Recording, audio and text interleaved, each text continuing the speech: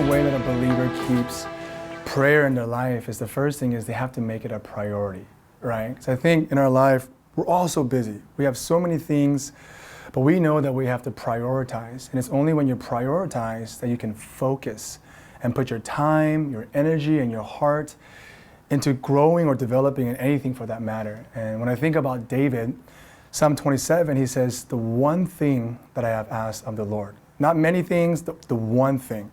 The one thing he asked was to dwell in the house of the Lord all the days of his life. So for David, he was busy. I'm pretty sure he was busier than all of us because he was a king.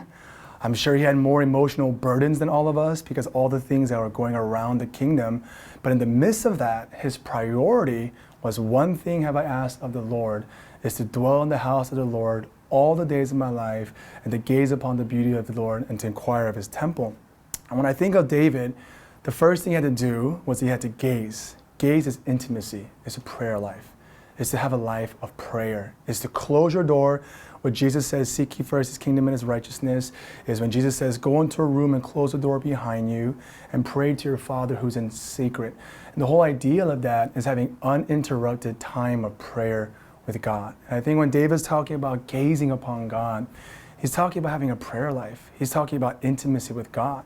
And I think another thing, and the last thing, is to seek. And seek what? Seek God's word. Right? In the Old Testament, when kings had to seek God, they asked to look for prophets. Like Saul would go to Samuel, David would go to Nathan, and they would need a word from God. And it wasn't just sitting around, they had to actually go.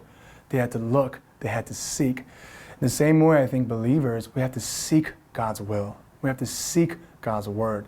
And if you don't do that, your time's just gonna fly by. Everything's just gonna be, the things of God are gonna become secondary.